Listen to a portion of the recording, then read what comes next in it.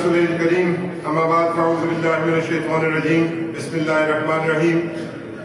صدر مجلس، مہمان خصوصی، مسلم کانفرنس کے عہدیداران، کارکنان، نوجوانوں، بھائیوں، بزرگوں، خواتین و حضرات، السلام علیکم. میں سب سے پہلے مسلم کانفرنس ڈڈیال کو، چودھری شوکت صاحب کو، چودھری اورنگزیب لکھیا صاحب کو،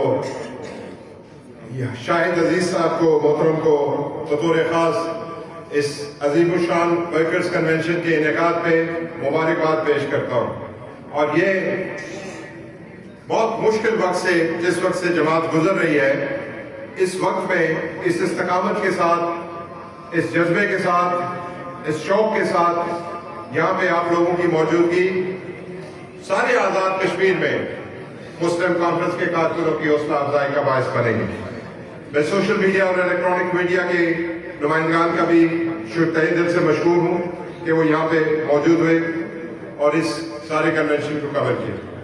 میں گزارش کرنا چاہتا ہوں کہ یہ کنونشن جو ہے، یہ مسلم کانفرنس کی کور کمیٹی کے اجلاس میں اور اس کے بعد مجلس عاملہ کے اجلاس میں یہ فیصلہ کیا گیا کہ آزاد کشمیر بھر میں کنونشن کا انعقاد کیا جائے گا. اور اسی سلسلے میں سب سے پہلے چودھری شوکت صاحب نے یہ ہمت باندھی اور انہوں نے کہا کہ پہلا کنونشن ہم یہاں ڈڈیال میں کریں گے. اور یقین کیجئے کہ ڈڈیال کے کنونشن کا سوچ کے تو سب لوگ آزاد کشمیر میں شش و پنج میں پڑے ہوئے تھے کہ ڈڈیال میں کیا ہوگا، کیسے کنونشن ہوگا.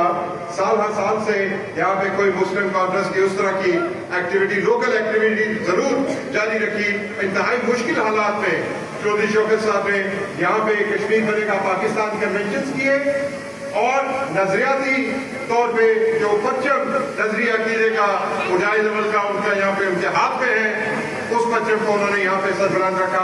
اللہ تعالیٰ آپ کو اس کی جزا دے اور اللہ تعالیٰ آپ کو استقامت دے. میں بطور خاص یہاں پہ آج بہت مدت کے بعد گجر برادری کی بزرگوں کی بڑی تعداد مجھے نظر آئی اور وہ مجھے اس سے مجاہد لیول کی بات یاد آئی. وہ نوجوان نعرہ لگا رہے تھے کہ قدم بڑھاؤ سردار کہیں ہم تمہارے ساتھ ہیں. تو مجاہد لیول نے کہا نوجوانوں میں قدم بڑھا لوں گا، تم سارے بھاگ جاؤ گے اور میرے وہ پرانے ساتھی لاٹیاں ٹیکتے ٹیکتے اٹھ کے باہر آ جائیں گے تو تم لوگ بھاگ جاؤ گے، وہ میرے ساتھی آ کے میرے ساتھ کھڑے ہوں گے. تو یہ اللہ تعالیٰ بزرگوں کو، اللہ تعالیٰ آپ کو، آپ کے جذبے کو، آپ کی استقامت کو، آپ کے ساتھ کو، اس خلوص کو اس وقت میں اللہ تعالیٰ اس کو قبول فرمائے. اور آپ کا بہت بہت ہم اس بارے میں شکریہ ادا کرتے ہیں کہ گجر برادری کے متعلق مجاہد لیول نے، میں جب سیاست میں آیا تو میں نے یہ بات سنی کہ مجاہد لیول نے کہا کہ گجر برادری میری برادری ہے، بکروال گجر برادری. تو میں نے مجاہد لیول سے پوچھا، میں نے کہا کہ آپ نے کیا یہ بات کہی ہے؟ تو انہوں نے کہا ہاں بچوں میں نے یہ بات کہی ہے اور یہ میری برادری ہے، میں اس کو اپنی برادری سمجھتا ہوں. تو میں نے کہا جی کیوں باقی برادری سب میں سے ایک اس برادری کو آپ نے کیوں چنا؟ انہوں نے کہا اس لیے کہ میرے نبی پاک صلی اللہ علیہ وسلم کی سنت پہ قائم رکھتے ہوئے یہ بکریاں آپ بھی چلاتے ہیں، میں اس وجہ سے وہ میرے دل میں بہت قریب ہے اور میں ان کو اپنی برادری سمجھتا ہوں. تو آپ لوگوں کے ساتھ، اس برادری کے ساتھ جو مجاہد لیول جو بنیاد رکھ کے گئے تھے وہ خدا کے فضل و کرم سے نبی پاک صلی اللہ علیہ وسلم کی نسبت سے رکھ کے گئے تھے. اور آج آپ جو مجاہد لیول کے ساتھ چلنے والے لوگ تھے، آج یہ سفید ریش لوگ جو یہاں موجود ہیں، میں نے بہت حوصلہ افزائی ہوئی. ذاتی طور پہ میں آپ کو کہنا چاہتا ہوں، آپ کو دیکھ کے بہت خوشی ہوئی مجھے. یہاں پہ وقت مختصر ہے اور تقریروں کی تھوڑی ترتیب بھی آگے پیچھے ہو گئی، آئندہ اس کا انشاءاللہ خیال کریں گے. یہ ہو جاتا ہے کسی وقت اس طرح کی بے ترتیبی بھی ہو جاتی ہے. محترمہ مہرالنساء صاحبہ کو آخر میں جا کے ان کی تقریر ہونی چاہیے تھی، وہ مرکزی سیکرٹری جنرل ہیں جماعت کی، لیکن اس بات کو ہم ٹھیک کریں گے. ایک کارکنان مسلم کانفرنس آپ سے ایک دو باتیں کر کے اجازت چاہتا ہوں. ایک بات میں آپ سے یہ کہنا چاہتا ہوں کہ مجاہد لیول نے یہ بات کہی تھی کہ اگر اس مسلم کانفرنس کے اندر 4 لوگ رہ گئے جو نظریے اور عقیدے کے اوپر قائم رہے تو یہ جماعت پھر کھڑی ہو جائے گی انشاءاللہ خدا کے فضل و کرم سے. ابھی تو ہمارے پاس ایک بڑی فوج ہے مسلم کانفرنس کے کارکنوں کی، تو کوئی پریشانی کی بات نہیں. استقامت جو ہے یہ خدا تعالیٰ کی ایک بڑی نعمت ہے. انبیاء کرام کو دعا کرنے کے لیے اس استقامت کے لیے حکم ہوا. صحابہ کرام رضوان اللہ اجمعین اس کے لیے دعا کرتے رہے. اللہ تعالیٰ نے اگر ہم لوگوں کو یہ استقامت نصیب فرمائی ہے تو گویا خدا تعالیٰ نے اپنے خاص تحفوں میں سے ایک تحفہ ہمیں عنایت کیا ہے. ہمیں اس پہ اللہ کا شکر ادا کرنا چاہیے تاکہ اللہ تعالیٰ نے جو قرآن پاک میں فرمایا کہ تم میرا شکر ادا کرو گے تو میں نعمتوں میں اضافہ کروں گا، اور اگر ناشکری کرو گے تو پھر ان عذابی لاشدید. تو اس لیے جن لوگوں کو استقامت حاصل ہے وہ اللہ کا شکر ادا کریں. وہ مجاہد احمد کہتے تھے اتنی سستی چیز نہیں ہے، اللہ پاک کے پاس اور بھی بڑے کام ہیں. یہ نہیں ہے کہ وہ تقسیم کرتا پھر یہ مانگو گے تو ملے گی. استقامت مانگنے سے ملتی ہے. اور پھر میں یہ کہنا چاہتا ہوں کہ آزاد کشمیر کے اندر ایک نظریاتی اور سیاسی صورتحال ہے جو کافی حد تک خراب ہوئی. اس میں گزارش یہ کرنا چاہوں گا کہ اس میں پریشانی کی بات اس لیے نہیں ہے کہ یہ صرف آزاد کشمیر کا مسئلہ نہیں ہے، یہ پوری دنیا کا مسئلہ ہے.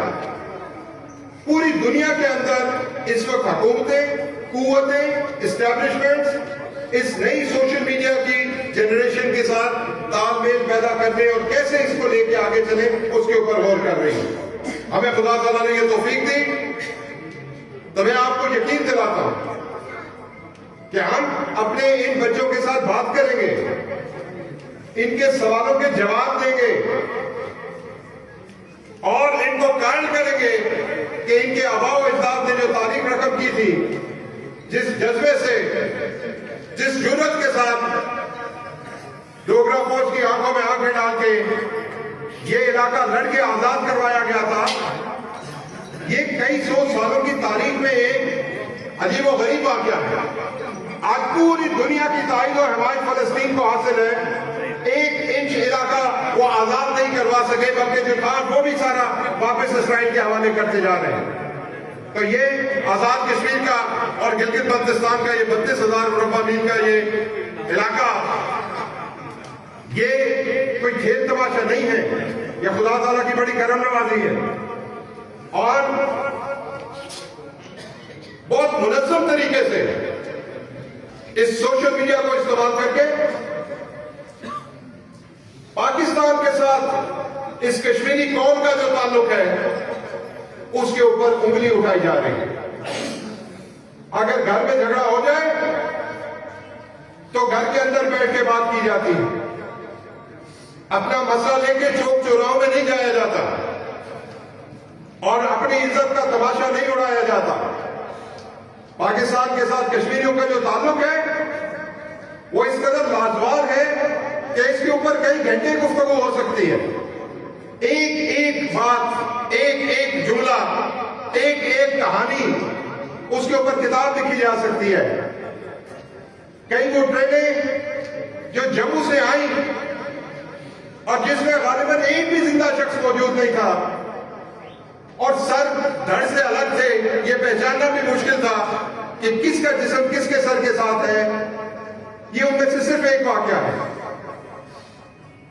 وہ بچیاں جنہوں نے اپنے والد کو کہا کہ ہمیں ذبح کر دے ورنہ ہندو بلوائی آئیں گے، آپ کے سامنے ہمیں ریپ کریں گے، برہنہ کریں گے اور اس کے بعد ہمیں ماریں گے، آپ ہمیں اپنی چھری سے ذبح کر دیں.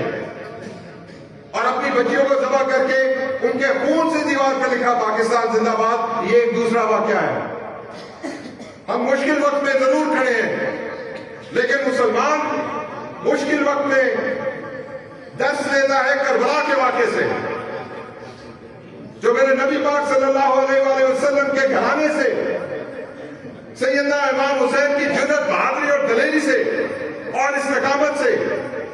اور یہ بات یاد رکھیں کہ ہمارا سب سے بڑا مجاہد عمل نے جو ہمیں سب سے بڑا ہتھیار دیا، تربیت دی، وہ اخلاقیات ہے.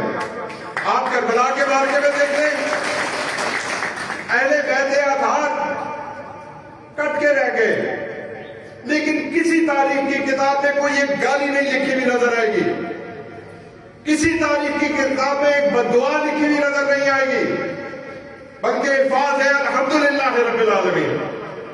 اور دعا یہ کرتے رہے کہ اللہ تو ہم سے راضی ہو جا. کٹتے گئے اور دعا کرتے گئے کہ تو ہم سے راضی ہو جا.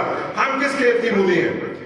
ہم تو اس خون کے صدقے، ان قربانیوں کے صدقے اللہ رب العزت نے ہمیں عزت دی ہے، ہمیں گفتگو کا سلیقہ دیا ہے، ہمیں بات کرنے کا ذوق دیا ہے، ہمیں ایک نظریہ اور عقیدہ عطا فرمایا ہے. اور وہ نظریہ عقیدہ، اس سے بہتر نظریہ عقیدہ اس وقت پورے پاکستان میں تو کیا میں کہتا ہوں اس دنیا میں اس سے مقدس سیاست کے اندر اور کوئی نظریہ نہیں ہے. ہم یہاں پہ پاکستان کی 22-24 کروڑ عوام کی حفاظت کر رہے ہیں. ہم یہاں پہ پاکستان کی مسلح افواج پاکستان کے، ہم یہاں پہ ان کے نظریاتی سپاہی ہیں، یہاں پہ کھڑے ہوئے ہیں. اور یہ اس پاکستان کی فوج کی حفاظت کر رہے ہیں، اس کے ہاتھ مضبوط کر رہے ہیں جس کو خدا تعالیٰ نے یہ نصیب کیا کہ وہ باقاعدہ طور پہ حرمین شریفین کی حفاظت کا چارج جس نے سنبھال لیا. اس سے بڑھ کر اور کیا بات ہوگی جس میں دنیا بھی ہے اور جس میں آخرت بھی ہے خدا کے فضل و کرم سے. تو اخلاقیات میں نوجوانوں کو یہ بطور خاص کہنا چاہتا ہوں، جذباتی کیفیت ہو جاتی ہے، لیکن ہمیں جذباتیت کے اندر ہی اخلاقیات کا سب سے بڑا ٹیسٹ کیس ہوتا ہے. اپنے آپ کو کمپوز رکھیں، اپنے اللہ رب العزت سے دعا کریں کہ وہ جس مشکل میں مسلم کانفرنس گزر رہی ہے اس مشکل سے خدا تعالیٰ ہمیں اپنے فضل و کرم سے گزرنے کی توفیق عطا فرمائے. میرے رب کے ہاں اور واقعہ کربلا کی بات میں اس لیے بھی کر رہا تھا کہ جو خدا تعالیٰ کا جتنا محبوب ہے اس کی آزمائش اتنی بڑی ہے. آخر ہمارے آقا صلی اللہ علیہ وسلم نے وہ اپنے بہت پیارے اپنے ہم عمر سیدنا حمزہ رضی اللہ تعالیٰ عنہ کی، وہ جب ہندا سامنے آئی اور پوچھا کیا میرے لیے بھی معافی ہے، تو آپ نے فرمایا آپ کے لیے بھی معافی ہے لیکن میرے سامنے مت. تو آپ کا ہماری آزمائش کتنی بڑی ہے. اور پھر فیصلہ محشر کے میدان میں ہوگا. مسلم کانفرنسیوں میں یہ کہنا چاہتا ہوں جہاں پہ خدا تعالیٰ نے ساری مخلوق کے سامنے یہ فیصلہ ہوگا کہ حق پہ کون کھڑا ہے. اور اگر ہم اس لیے ان ساری مشکلات اور آزمائشوں سے ہنستے کھیلتے گزر رہے ہیں، یہ اگلی بات کا ہمیں پتا ہے اور مسلم کانفرنس کا اچھا وقت آنے والا ہے انشاءاللہ. میرے خدا کو منظور ہوا، میرے اللہ کو منظور ہوا تو اللہ رب العزت مسلم کانفرنس کو ایک اچھا وقت دکھائے گا. یہاں پہ ڈڈیال میں، آزاد کشمیر بھر میں مسلم کانفرنس کے کارکنان انشاءاللہ اگلے الیکشن کے بعد اس نظریہ عقیدے میں پہرا دینے والے کارکنان، نظریہ عراق پاکستان پہ پہرا دینے والے کارکنان، کشمیر بنے گا پاکستان کا نعرہ بلند کرنے والے کارکنان، پاکستان کا پرچم سر بلند رکھنے والے کارکنان انشاءاللہ آپ لوگ سینہ چوڑا کر کے باعزت اور باوقار طریقے سے اگلے الیکشن سے گزریں گے. اللہ پاک کو منظور ہوا. میں آخر میں بس آپ سے یہ گزارش کرنا چاہتا ہوں کہ 18 تاریخ کو قائد ملت کی برسی ہے انشاءاللہ فیض آباد میں. اس کے لیے ہم چودھری صاحب سے، شوکت صاحب سے، چودھری اورنگزیب لکھیا صاحب سے، باقی لوگوں سے مشاورت کریں گے. لیکن گزارش یہ ہوگی کہ اس برسی کے پروگرام میں آپ لوگ اچھی تعداد میں وہاں پہ یہاں سے آئیں، شریک ہوں. آزاد کشمیر بھر سے کارکنان وہاں پہ آتے ہیں، ایک ملنے جلنے کا موقع ملتا ہے اور ایک دوسرے کو مل کے حوصلہ افزائی ہوتی ہے. اللہ تعالیٰ آپ کا اور ہمارا ہم سب کا حامی و ناصر ہو. ایک مرتبہ پھر میں چودھری شوکت صاحب آپ کو، اورنگزیب صاحب آپ کو، شاہد صاحب کو، اشفاق صاحب کو اور آپ کی ساری ٹیم کو اور آپ تمام بزرگوں کا، نوجوانوں کا، بھائیوں کا شکریہ ادا کرتا ہوں. آخر دعوانا ان الحمدللہ رب العالمین.